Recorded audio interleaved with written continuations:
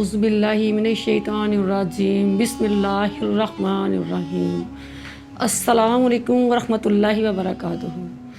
आज मैं अपनी सुनने वाली अज़ीज़ माँओं बहनों को घर के हालात बेहतर करने, कारोबार चलने और रिज़्क़ की तंगी दूर करने का ऐसा अमल बताऊंगी कि जिससे आपके हालात बेहतर हो जाएंगे।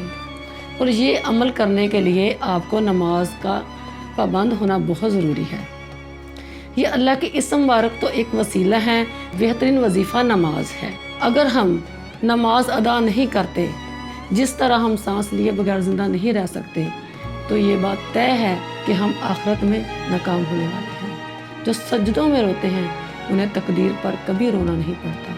अल्लाह जिसको रिज़्क़ ज़्यादा देता है, ये अल्लाह की हिकमत है। और जिसको रिज़्क़ में तंगी हो रही है तो समझे उसको इस तंगी में सब्र करने से अल्लाह उसकी आने वाली तमाम मुश्किलात ख़त्म कर देगा।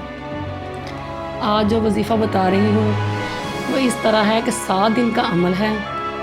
एक बोल लेना है, उसके अंदर थोड़ा सा आटा डालना है, उसमें आपने 7 सिक्के रखने हैं।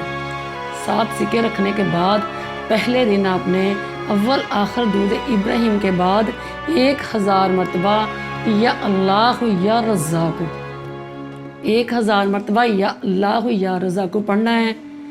दूसरे दिन फिर आपने इसी तरह 1000 मरतबा अव्वल आखिर 3 दिन मतलब दुरूशी पढ़ने के बाद 1000 मरतबा या अल्लाह या रज़्ज़ाक़ को पढ़ना है। इसी तरह ये अमल आपने 7 दिन करना है।